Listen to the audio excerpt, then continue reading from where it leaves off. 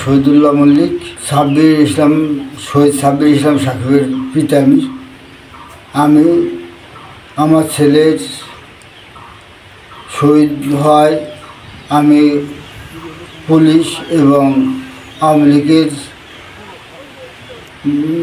ছাত্রলীগ, যুবলীগের লোকের নামে এবং প্রধানমন্ত্রীর নামে একটা কেস করেছি 17/9/2024। তারপর আমি অন্য কারোর নামে কোনো কেস করার কোনো অনুমতি দিইনি বা কেউ কেস করার জন্য বলিও নেই। যদি কেউ এই কেস করে থাকে, সরকার বা সরকারি আইন প্রয়োগ সংস্থা তার বিরুদ্ধে কঠোর ব্যবস্থা গ্রহণ করে, আমি এটি সরকারের কাছে কামনা করছি। মানে একটা মামলা হয়েছে, ওই মামলাটা কি আপনি কাউকে কোনো রকম চিনেন এবং যারা মামলার বাদী তাদেরকে কাউকে চিনেন? না, আমি কাউকে চিনি না, আমি কাউকে অনুমতি দেয়নি। মামলা করার অনুমতি দেন নাই? না। যেহেতু আপনি একটা মামলা কোর্টে করছেন, আমি অপরাধ তদন্ত আদালতে একটা কেস করছি।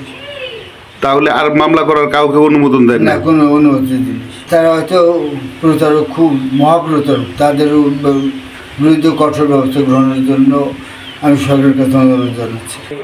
একজন ব্যবসায়ী, উত্তরা তিলোত্তমা মুজাহিদ অ্যান্ড স্যানিটারির মালিক।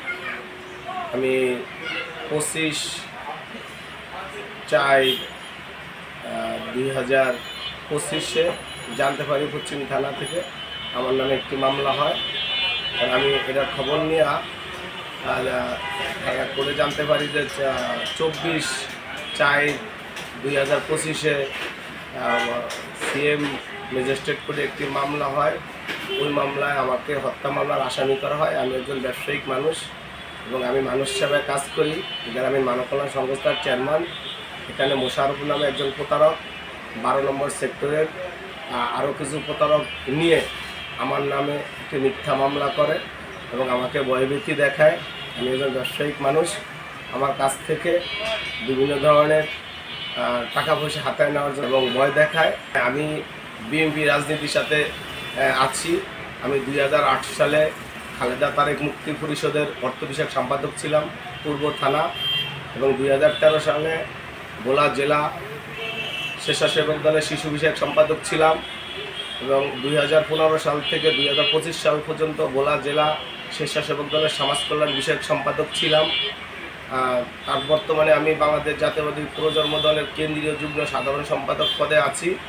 আমি বিএনপি রাজনীতির সাথে থাকা সত্ত্বেও আমাকে এই উত্তরা 12 নম্বর সেক্টরের একটি প্রতারণা চক্র, এই মোশারফ সহ আমাকে একটি মিথ্যা মামলায় ফাঁসায়া আমার কাছ থেকে মোটা অঙ্কের টাকা হাতে নেওয়ার জন্য তারা আমাকে ভয়ভীতি দেখায়। আমি মাননীয় উপদেষ্টা কাছে আমার জোরালো দাবি যে এই ধরনের মিথ্যা মামলা দিয়ে যারা নিরীহ মানুষকে এবং এই ব্যবসায়ীদেরকে হয়রানি করে তাদের শাস্তি কামনা করি।